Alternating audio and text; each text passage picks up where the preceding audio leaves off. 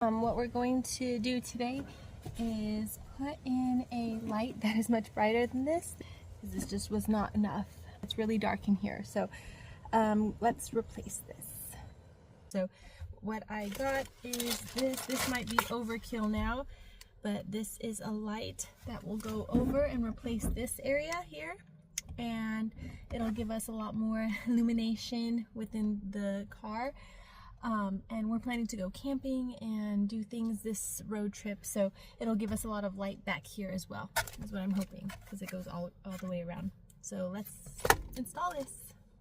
So the first thing I'm gonna do is just take this off so I have a little bit more room to work.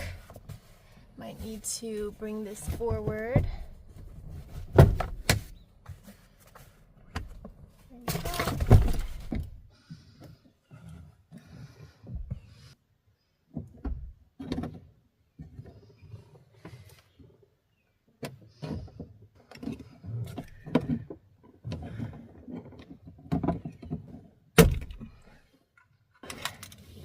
Okay, so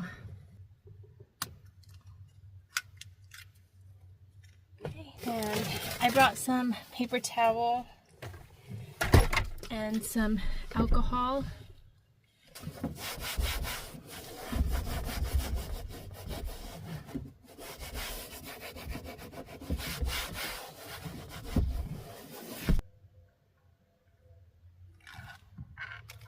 As I was trying to put this on, this specific model, I guess, it doesn't go all the way in, and I was like, okay, great, this is not going to work.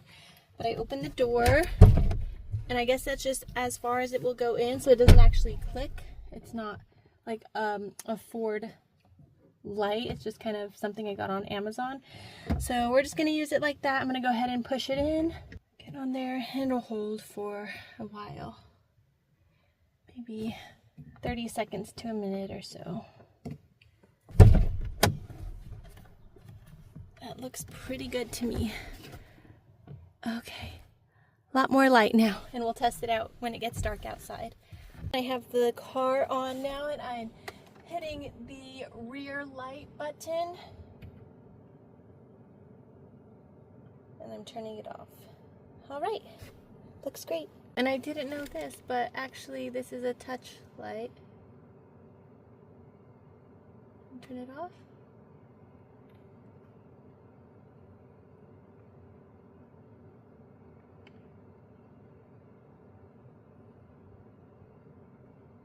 Cool.